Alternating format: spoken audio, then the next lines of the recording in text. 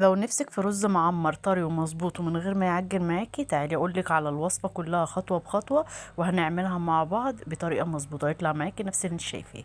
اول حاجه هجيب مقدار الرز ده مقدار كيلو، قسمته على 5 طواجن، او عايزه تحطيه في طاجن كبير لوحده احطيه.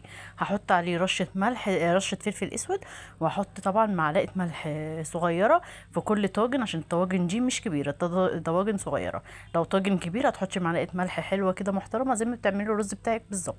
هتقلبيهم وتخلطيهم مع بعض كده زي ما انت شايفه، وهتبداي بعد كده تحطي السمنه بتاعتك على كل طاجن، برضو معلقه سمنه حلوه كده محترمه عشان يطلع معاكي طعمه حلو وطعمه كده دسم، وكمان الرز يتشرب من السمنه وكله مع بعضه.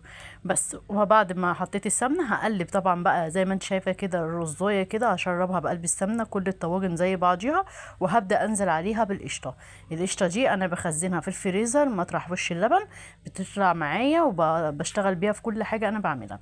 هحط على كل طاجن برضو معلقه كبيره كده حلوه، وهبدا احط اللبن. انا طبعا انا حاطه لبن، ما حطيتش بقى ولا شوربه ولا ميه ولا اي حاجه، استكفيت باللبن عشان عايزه طعم حلو قوي للرز المعمر.